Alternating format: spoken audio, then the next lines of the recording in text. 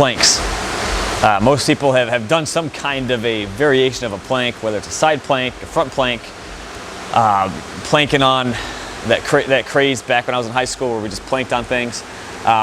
It's great exercise, but a lot of people are like, hey Matt, should I be in my elbows, my hands? So we're talking about planks, why they're important, and how to do them. So when I'm doing a plank, guys, I prefer to just not be on my elbows. The reason why is I like to be able to screw into the ground, create some tension and torsion in my shoulders, and it helps make my plank that much more stable. So what I mean is we're here, and when I'm planking, when I'm in this position, I'm able to screw my shoulder blades back a little bit and also move my elbow pits forwards, right? So in this position, if you're on your elbows, you can't really, there's nothing you can really do to help do that. And also this, you can do a lot more with this plank. You can start doing some kind of shoulder taps. You can come on down, you can do these guys. There's so much more we can do when we're on our hands. So I always do planks on my hands, not that you can't, but prefer to do them on our hands. And when we're doing this, make sure the glute is squeezed, right? Squeeze the glute, core engaged, don't slouch over, right? Stay relatively tall, but keep that core engaged. So what that looks like is we're here, in the plank, screwing my shoulders back, down and back. My elbow pits are forwards, squeezing my glute, squeezing the glute, and this is the plank.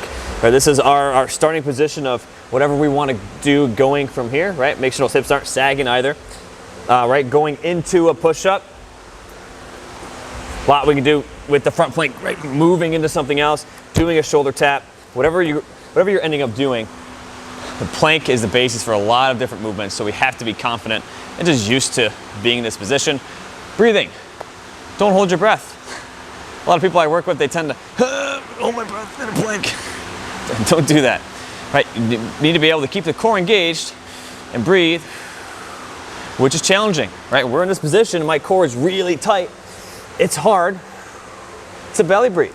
It's hard to use that diaphragm because my core is so tight right now, but this is a good thing, right? This is gonna translate into you being able to lift more weight, not have to A, pass out, or B, have to stop a rep, and right, if you're doing CrossFit, have to take breaks in between because your breathing is not very optimal.